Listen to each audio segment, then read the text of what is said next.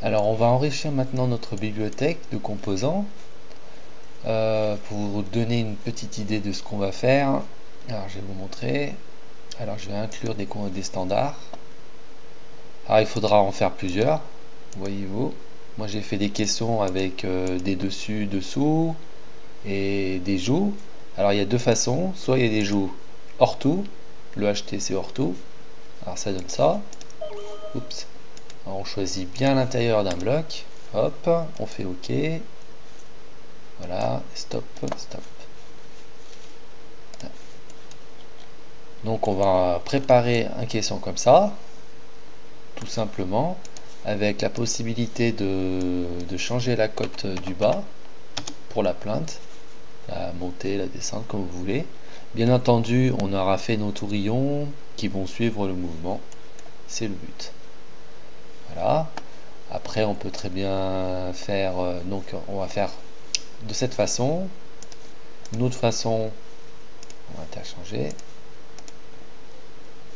comme ceci, où cette fois, ça sera le dessus et le dessous qui seront filants. Et toujours est-il, on pourra toujours rajouter des pilotes pour pouvoir éventuellement faire des décalages sur les joues des côtés, si besoin, l'arrière. Mais enfin, de toute façon, je vais vous montrer comment on va faire. C'est très très simple. Voilà, on va faire aussi. Il faut en faire plusieurs sortes en fait, comme ça au moins vous serez tranquille. Par exemple, moi j'ai fait des caissons pour. Oups, ça c'est pas ça que je voulais faire. J'ai fait des caissons spécialement pour les cuisines. Donc les caissons bas, ils ont le plus souvent, ils n'ont pas de dessus. Voilà, ils sont comme ça.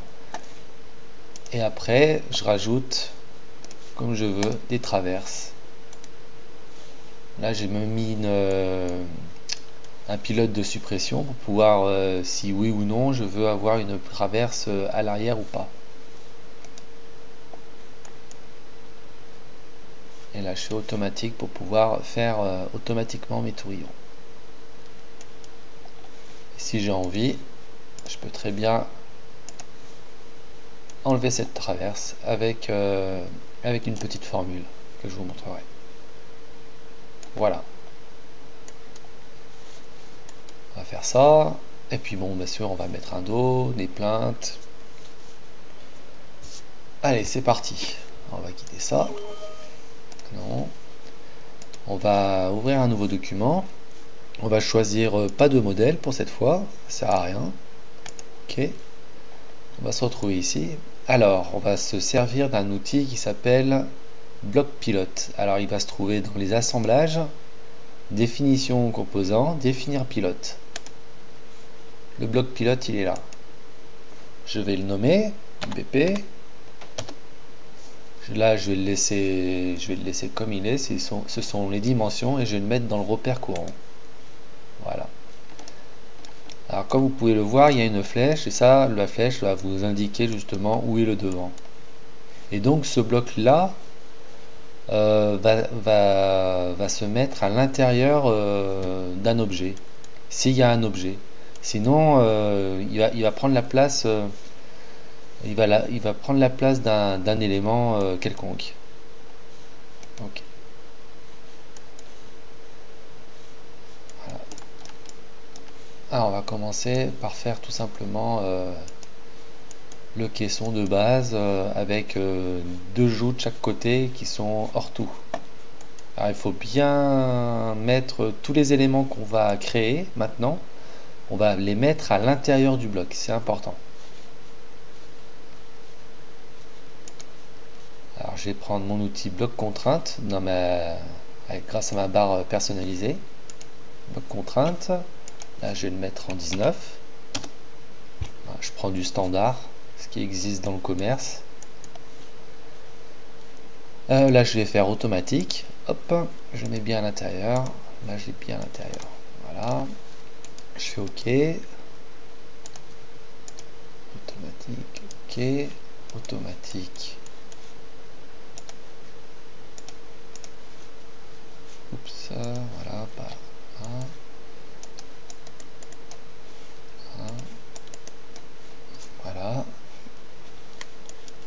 appliquer. Alors ce bloc pilote, je vais le mettre dans un calque. Voilà. Je vais faire maintenant le dessous. Alors celui-là, je vais le faire plutôt de cette façon-là. Hop. Et je vais mettre une cote de 100. Et bien sûr, dans ce sens-là. Voilà qui est fait. Alors maintenant, je vais nommer tout ça. Alors avant de commencer à nommer, n'oubliez pas le plus souvent de revenir dans les outils, options,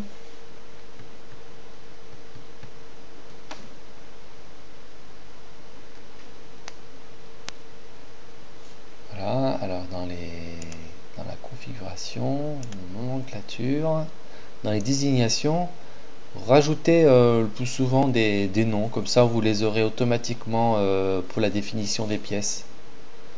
Par exemple là, est-ce que moi je pourrais rajouter quelque chose? Non, mais ça vient au fur et à mesure de la construction de toute façon. Un type de pièce aussi, hein, mettez-y. Comme ça vous les avez pour tout le temps et au moins vous avez juste à les cliquer, glisser. Vous n'avez pas besoin de les retaper à chaque fois. Là, par exemple là, si j'aurais peut-être une séparation à faire.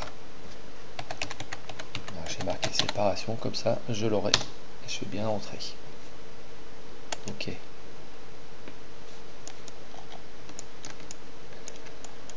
Alors alors on va commencer déjà à nommer tout ça. Alors je vais tout le temps tout prendre. Alors je vais faire une sélection multiple, hein, c'est ce symbole. Alors soit on le retrouve dans notre barre personnalisée, soit vous pouvez le retrouver dans la barre des bois. Vous faites un petit clic ici et vous l'avez ici. Voilà. Allez, il n'y a plus qu'à. Donc celui-là, ça sera la joue gauche, non, joue droite. Ah, parce que c'est bien, notre bloc pilote, il est bien devant, il n'a pas bougé lui. Voilà. Alors je vais mettre un sens de fil. Je vais l'activer parce que si jamais vous avez besoin de changer la texture et que vous mettez des panneaux qui ont un sens de fil, au moment des débits, quand vous allez envoyer ça sur des logiciels d'optimisation pour le débit, si vous avez des panneaux avec un sens de fil, il va prendre en compte automatiquement. Sinon, il va prendre les pièces un peu comme il veut, hein. Alors là, voilà, donc je clique ici, un type de... Voilà. Ah oui, vérifie bien aussi que dans le brut, cette case ne doit pas être cochée. Sinon, si vous la cochez, il va vous rajouter encore une autre entité qui va envelopper votre pièce. Et ça peut être gênant au niveau des usinages et des tourillons ou autres, parce parfois il va pas comprendre quelle partie il doit prendre. C'est un peu bizarre, hein. Faut pas, enfin moi personnellement je décoche cette option là. Elle me sert à rien du tout. Alors là je vais indiquer les champs parce il peut y avoir des champs. Type de pièce, panneau, hop, appliquer. Celui-là, ça doit être la gauche. Alors, joue gauche. Hop, bi, sens de fil. Champ. Champ. Appliquer. Après, le dessous.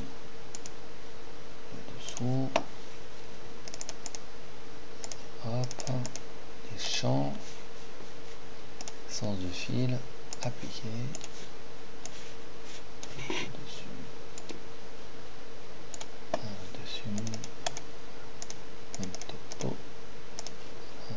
Appliquer. Alors là je vais reprendre tous mes éléments, sélectionner le tout, j'appuie sur configuration, comme ça au moins j'ai plus qu'à rajouter celui-là, au moins ils les auront tous. Appliquer. Voilà, tout a été rajouté. Et là je fais OK. Alors mon élément il est bien pris en compte. Ce qu'on va faire, on va le sauvegarder. On va le sauvegarder directement dans la bibliothèque de composants. Alors toujours dans la barre des personnalisés, on l'a rajouté. Ou sinon, si vous ne l'avez pas rajouté, alors celui-là, il va se trouver ici, dans les assemblages. Même pas. Ah bah vous voyez, je me suis perdu. Alors, celui-là, on va le trouver dans les assemblages. Ah oui, définition composant. C'est dans les assemblages, définition composant, et vous l'avez ici, éditer, sauver modèle. Alors là, je fais sauver modèle. Donc vous choisissez bien votre bibliothèque que vous avez définie. Ici pour la famille, vous nommez ce que vous voulez. Par exemple, vous appelez ça tout simplement caisson. Tiens, je vais l'appeler caisson. Caisson en bloc pilote, ou plutôt bloc pilote. Ça en moins bloc. Oups. Bloc pilote. Voilà. Alors là-dedans, on va appeler ça caisson. Caisson. Là, j'ai marqué joue ortho. Voilà. Le reste, vous ne mettez pas. Code fournisseur, vous pouvez toujours les cocher si vous les avez. Et vous faites OK. Voilà. Donc, vous pouvez voir le chemin là où il s'est mis. Moi là, si jamais l'ordinateur il a envie de planter, ça sera sauvé, il n'y aura pas de souci.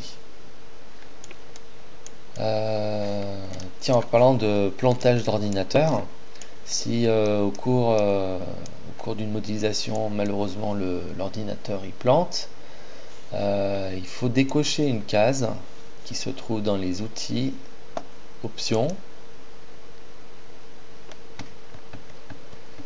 parce que cette case en fait elle est le plus souvent après l'installation elle est toujours cochée et il est bien de l'enlever parce que si par exemple donc vous êtes en train de faire une modélisation et que l'ordinateur plante, au moment de réouvrir justement le fichier adéquat, il va vous dire qu'il est verrouillé, vous pourrez absolument rien faire de plus. Et donc il faudra justement aller dans le chemin là où vous l'avez sauvegardé et supprimer justement ce fichier de verrouillage. Alors pour plus simple, il vaut mieux le décocher. Alors il faut juste que je me souvienne là où il est.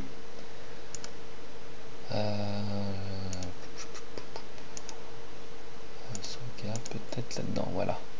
C'est dans les documents. Donc, et là, mode de verrouillage des fichiers. Ça, vous laissez vide ces cases.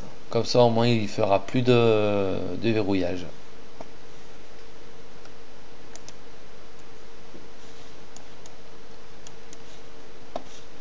Alors, maintenant qu'on a fait ça, on vérifie bien que tout y est. On va dans les principales. Donc, dans la page blanche, je fais éditer ensemble. Donc, je retrouve mes éléments ici. Et ce qu'on va faire, on va mettre un pilote au dessous pour pouvoir justement le bouger comme on veut. Donc on déroule les petites cases du dessous. Donc le 100 il est là. Donc c'est le plan de positionnement. Alors on surligne celui-là, on fait un clic droit et on va définir comme pilote. Là, on va l'appeler HT. Non, pas HT, plutôt HP. Comme hauteur plainte. Voilà. Et là, je fais entrer. Là, il s'est bien rajouté le pilote.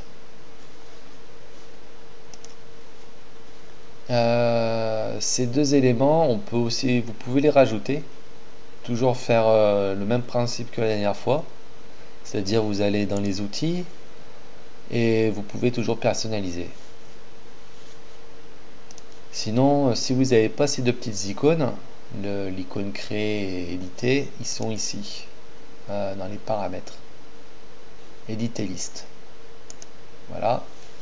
Ici, on vérifie bien que le pilote a été rajouté.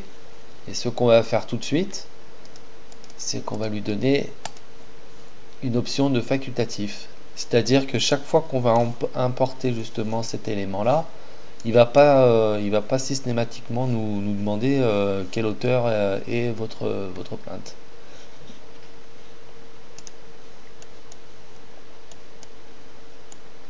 Alors maintenant on va poser nos champs, si vous avez envie d'avoir des champs, sinon vous n'êtes pas obligé, vous pouvez passer cette étape, il n'y a pas de souci. Surtout ceux qui souhaitent justement importer des modèles 3D, enfin ces modèles-là dans des logiciels 3D pour faire des rendus. Ça sert à rien de mettre des champs parce que les champs vous serez peut-être forcément obligé de les supprimer parce que ils réapparaissent pas bien en fait. Enfin pour ma part, quand j'envoie ça sur 3DS la version 2011, mes champs je suis obligé de les enlever parce que ils sont pas extrudés et puis ça m'embête plus qu'autre chose. Alors donc on va rajouter des champs. Donc c'est dans les panneaux, hop, on appuie la grande face. Là, on va garder ce qui est surligné en rouge. Et je vais faire OK. Pareil ici. Là, pareil ici. Alors, ouais, ça c'est bon, ça n'a pas bougé. Et ici aussi. Voilà. On peut encore enregistrer, mais cette fois avec la petite disquette. Ça se mettra à jour au niveau de la bibliothèque facilement. Alors, on va rajouter aussi nos tourillons. Enfin, après, vous n'êtes pas obligé de rajouter ces étapes. C'est surtout pour ceux qui sont comme moi dans des entreprises où justement il est important de mettre les tourillons. Comme ça, au moins, au moment où on envoie ça sur les machines, on n'a plus rien à faire. On a juste à appuyer sur un gros bouton et c'est parti. Alors là, ouais, tourillon, ok. Là, je vais faire la même chose pour tout le reste. Alors, par contre, je vais essayer de garder toujours le même sens. Voilà. Ok. Là, je fais copier propagation. Ah, ok. Copier propagation. Hop. Je vais choisir ici. Et voilà. Ça, c'est fait.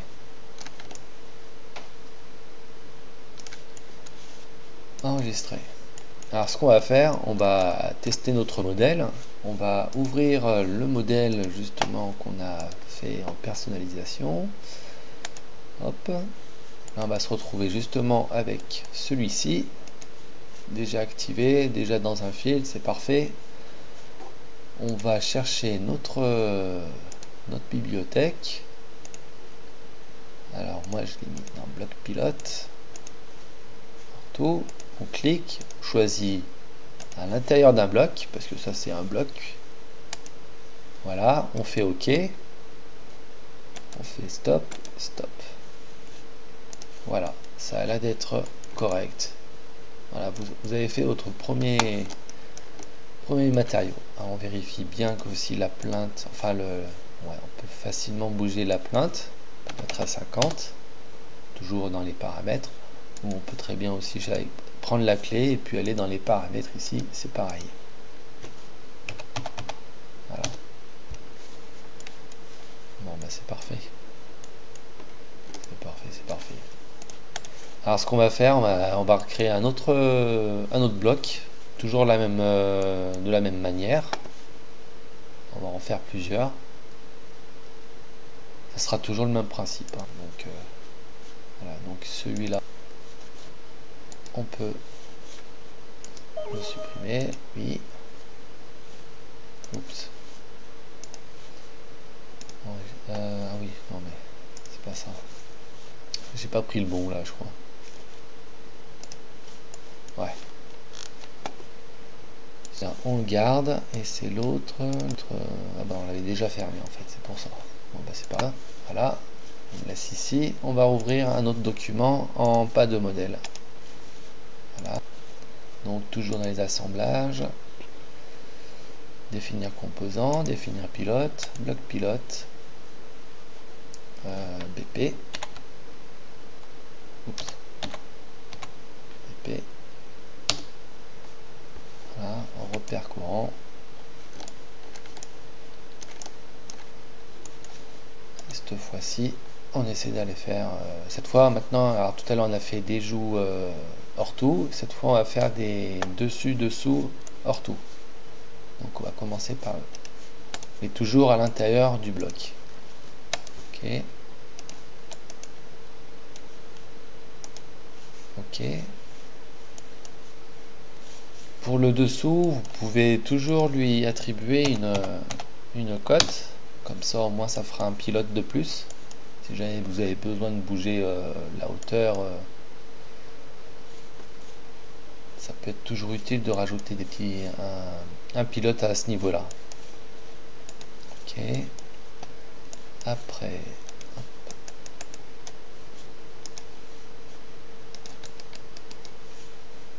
voilà. Ok.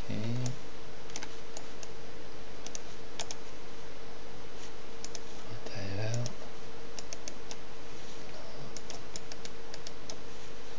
Ok.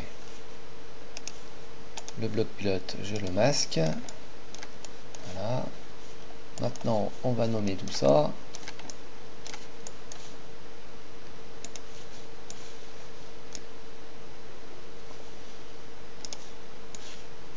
Alors ça, c'est le dessous.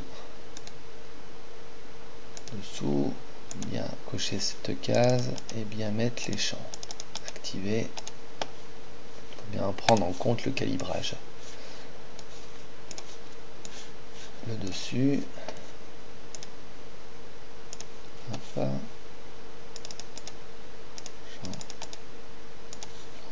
Essence du fil appliqué. Ok.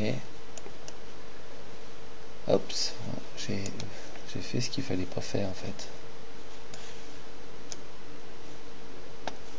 Voilà.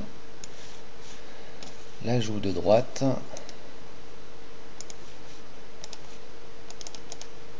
Champ.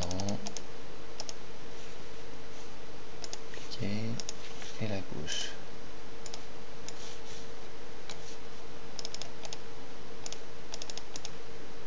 Voilà, appliqué. Je sélectionne le tout. La gauche, je vais juste voir si j'ai pas. Ouais. N'oubliez pas de cocher cette case. Sélectionner. Configurer. Voilà. Tac et panneau. Appliquer. Ok. Voilà. Alors, on a toujours l'arbre de construction qui est toujours ouvert. Clic droit, ensemble. Le dessous, justement, on va lui mettre ici. On va définir un pilote. Donc, HP. Hauteur plainte. Ok. Et tant qu'à faire, je vais le remettre à 0. Comme ça, au moins, il sera toujours à 0. Ce qu'il faudrait faire aussi, dans l'idéal, par exemple, c'est bien aussi de rajouter des pilotes de décalage en fait sur les deux joues ici. Alors par exemple sur la joue gauche, on va développer. Alors on va prendre le plan de positionnement. Voilà. À ce niveau-là, on va rajouter un pilote, définir pilote. Et on va mettre FJG, on va dire, comme filler.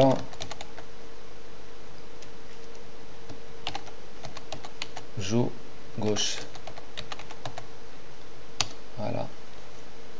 On va faire la même chose pour l'autre. On vérifie bien que c'est bien ce côté-là, qu'il y ait un décalage dans ce cas-là comme ça. Ici, on va faire définir pilote. Et là, appeler F, J et D. Comme fileur joue droite. Ok. Alors voilà, ce caisson aussi peut très bien nous servir comme caisson dans une cuisine, les caissons hauts. Et ce qui est pas mal, le plus souvent, c'est que la partie du dessous est toujours plus large que le reste. Alors ce qu'on va faire, on va rajouter encore un autre pilote de façon que tous les éléments bougent en arrière, en fait, se reculent par rapport au dessous. C'est-à-dire, on va prendre le dessus, là, on va repérer justement là où il s'est calé au niveau du bloc pilote. Voilà, il s'est calé ici. Et là, on va lui mettre une cote. Et on va marquer, qu'est-ce qu'on pourrait marquer comme cote qui soit assez efficace et facile à s'en rappeler. Décalage, hein. On va mettre un grand D. Voilà.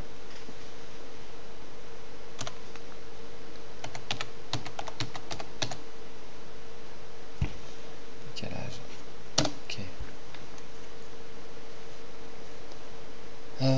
Voilà, donc ce décalage, on va le rajouter on va le mettre, on va faire un décalage de 20, comme ça on verra ce qu'on fait.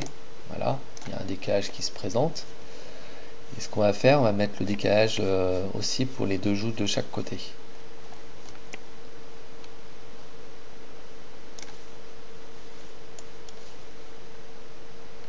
Alors, ici, voilà.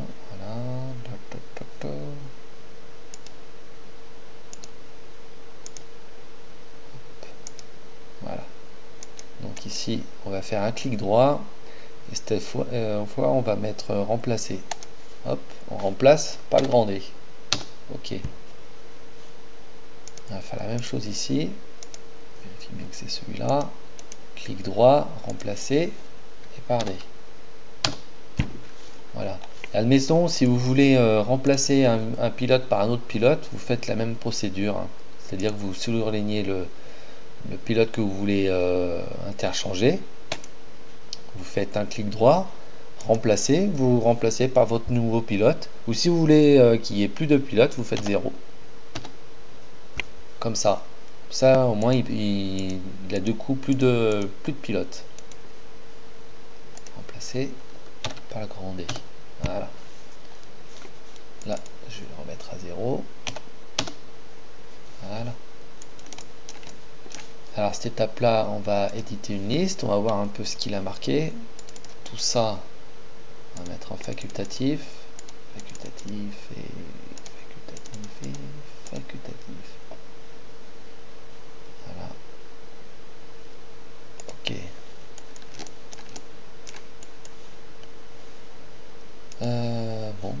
Là c'est fait. On va maintenant le sauver. C'est important de sauver quand même le modèle. Sauver modèle. Toujours dans les blocs pilotes. Caisson. Et là cette fois on va mettre dessous.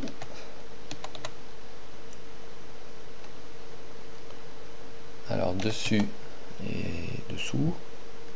Alors je sais pas. Hors tout. Ok. Ah, il n'accepte pas ces petites barres. Je le savais. J'en étais sûr. Est-ce que l'underscore peut-être? Ouais. Parfait. Alors maintenant on va rajouter ces champs pour ceux qui veulent avoir les champs. Sinon ça sert à rien. Ok. Ok.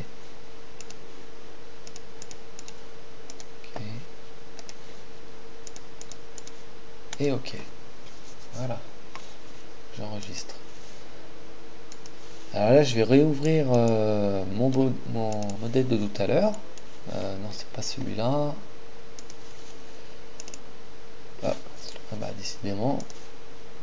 Voilà, c'est celui-là. Là, je vais masquer le gabarit. Je fais un coup de clic, un coup de clé. Je demande d'interchanger et je vais chercher justement l'autre modèle. Voilà, pour voir s'il est bien activé. Là, il a un décalage à ce niveau-là. C'est parce qu'il était à 100. Moi, je vais le mettre à 0. Voilà. Ouf. Si on va tester le décalage des joues, par exemple là, les joues, ça ne veut pas marcher. Ah, tiens. 20. Non. Ici, pareil. Ah, je ne sais pas ce qui se passe. Ah bah attends. On va retourner sur notre modèle. On va bien voir si on a bien renseigné les bonnes choses.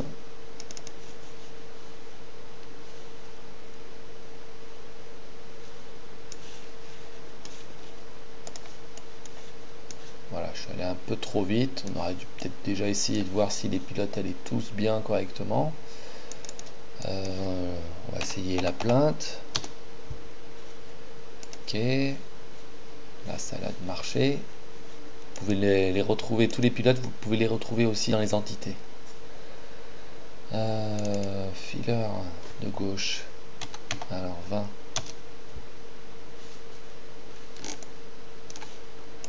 Donc ça sera moins 20 dans ce cas-là.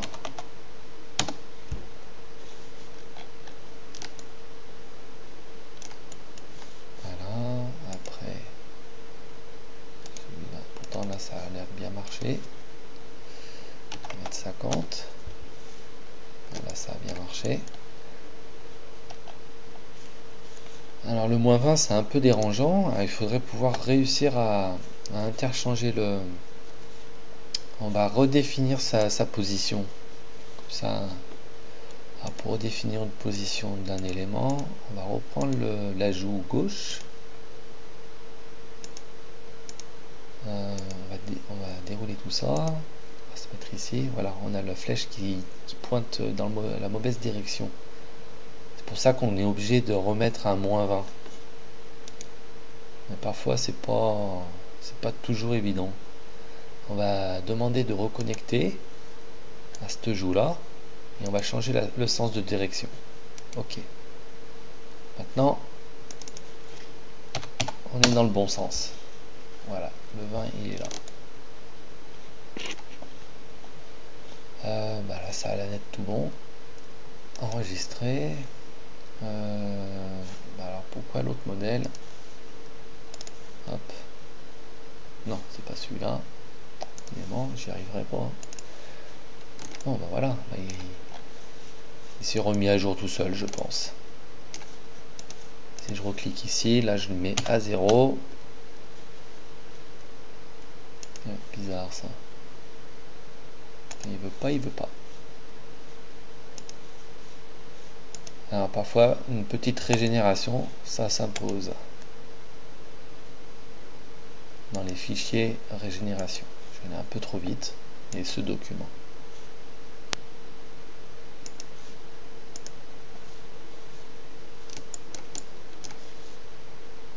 C'est bien.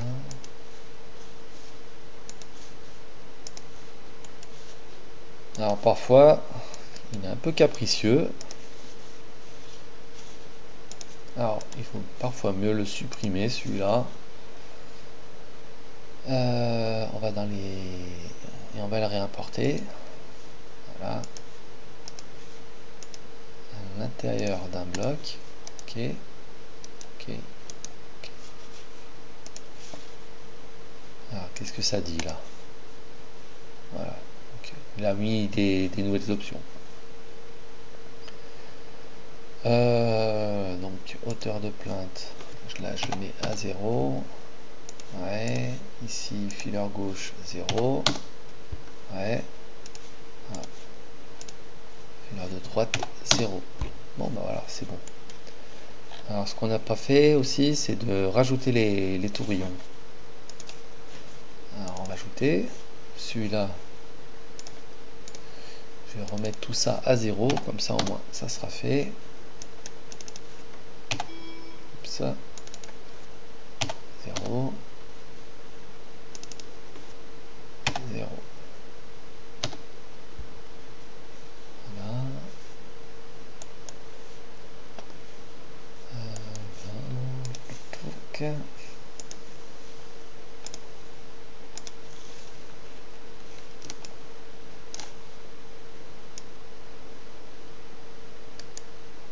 Alors, on va se mettre toujours devant.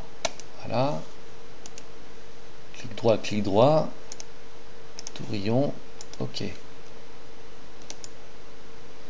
Alors, pour faire aussi plus rapidement que ça, au lieu de s'embêter à faire un élément par élément, on va dans les outils, options,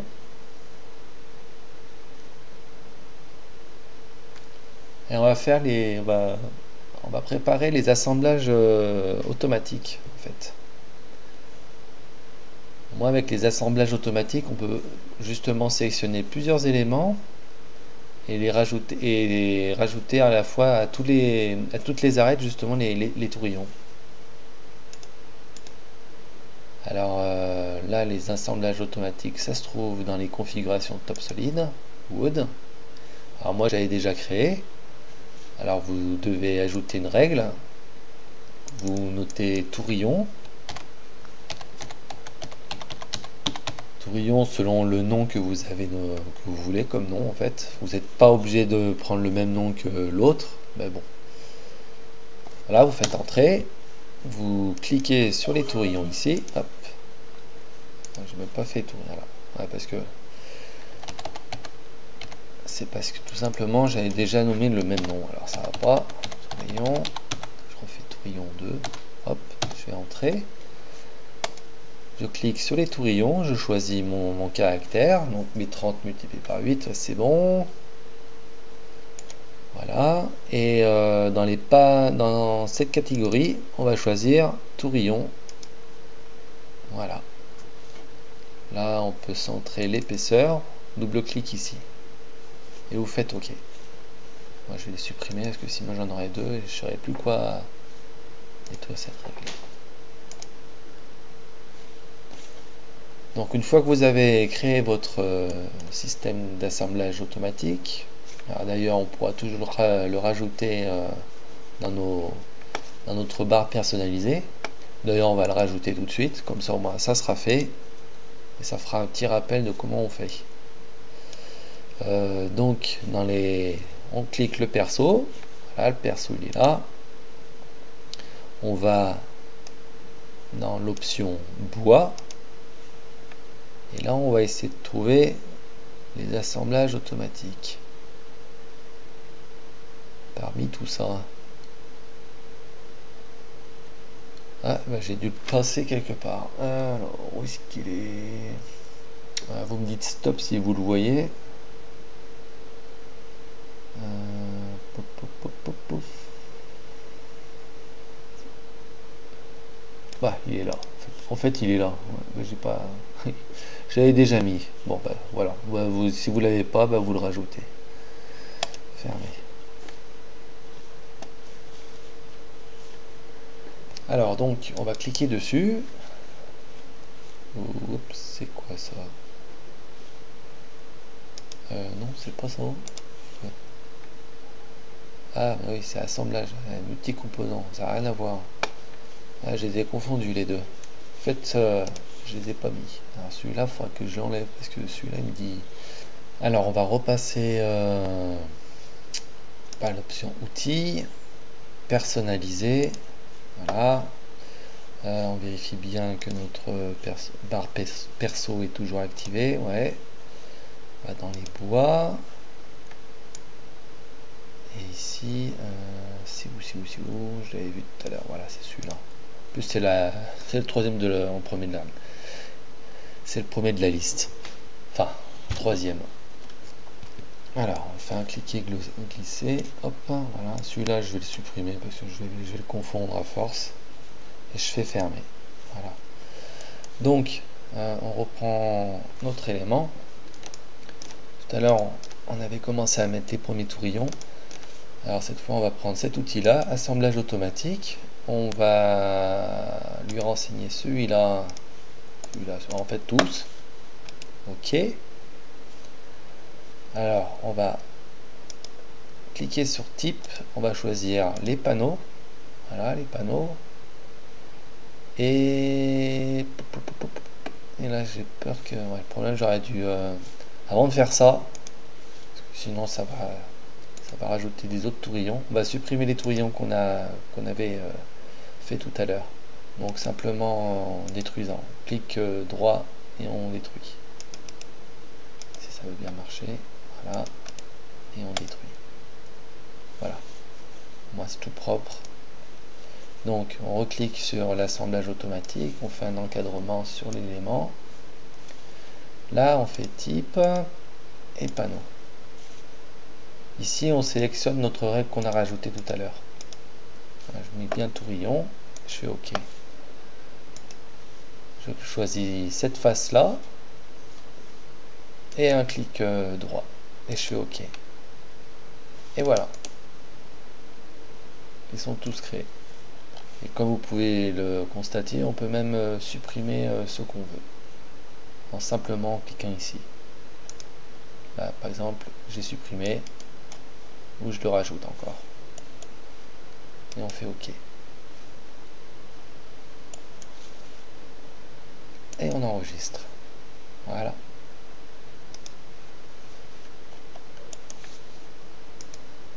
Alors on peut fermer le fichier. On va retourner justement sur notre fichier test. Normalement, les tourillons sont ici. Ouais, ils ont été mis à jour tout seuls. C'est parfait.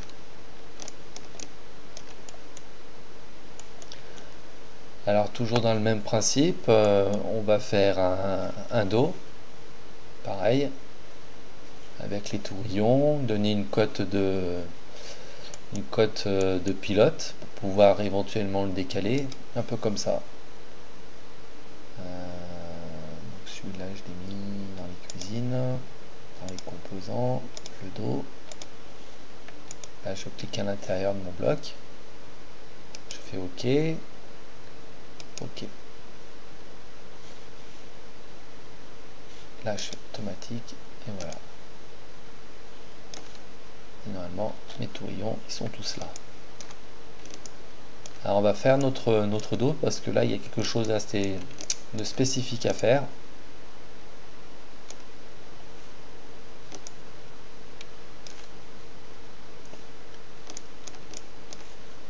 Alors là il y a quelque chose qui m'intrigue. Ouais.